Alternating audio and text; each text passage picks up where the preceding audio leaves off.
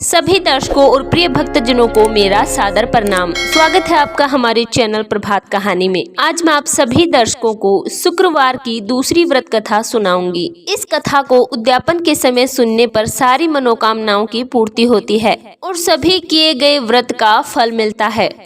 माता संतोषी का व्रत आप पूर्ण विश्वास और शुद्ध भक्ति के साथ करें, जिससे तुरंत आपकी इच्छा पूरी होती है। आइए कथा शुरू करते हैं। एक गांव में एक ब्राह्मण निवास करता था। भगवान विष्णु ने उसकी पूजा भक्ति से प्रसन्न होकर उसे एक दिन दर्शन दिए और ब्राह्मण से अपनी मनोकामना प्रकट करने के लिए कहा।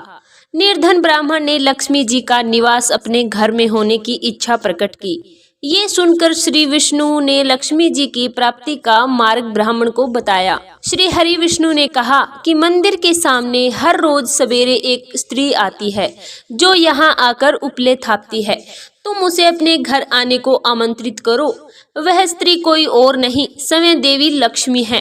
देवी लक्ष्मी के तुम्हारे घर आने के बाद तुम्हारा घर धन धान्य से भर जाएगा और तुम्हें किसी प्रकार की कमी नहीं रहेगी।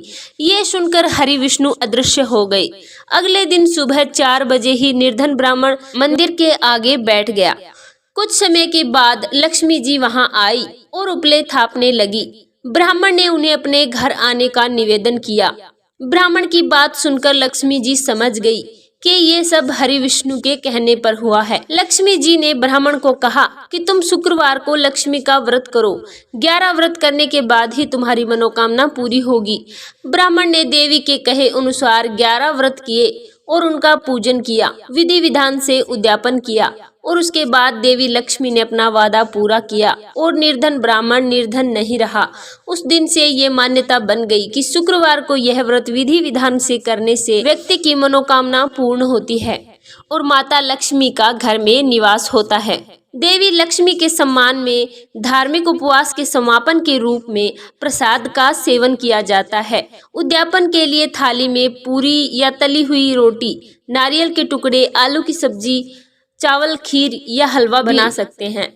उद्यापन के शुक्रवार को व्रत में नहीं गिनना चाहिए और मासिक धर्म के समय माँ लक्ष्मी के व्रत का उद्यापन भी नहीं करना चाहिए। उससे आगे शुक्रवार में आप माँ लक्ष्मी का उद्यापन कर सकते हैं। सभी 11, 12 या जितने भी आपने व्रत का संकल्प लिया है, उनके पूरा होने के बाद ही व्रत का उद्यापन करें। उद्यापन के समय कभी खटाई का उपयोग ना करें। ना तो प्रसाद में खटाई का उपयोग करें और ना ही किसी को खाने के लिए खटाई दें। शुक्रवार के व्रत में खुद भी खटाई से परहेज करें। माता लक्ष्मी के उद्यापन के बाद माता की आरती अपने मुख से वंदन करें। इससे माता तुरंत पुकार सुनती है और आपकी मनोकामना पूर्ण होती है। तो दर्शकों, कैसी लगी आपको हमारी दूसरी कहानी? कमेंट में जय माता संतोषी का जयकारा लगाइएगा और चैनल को सब्सक्राइब कीजिएगा। धन्यवाद।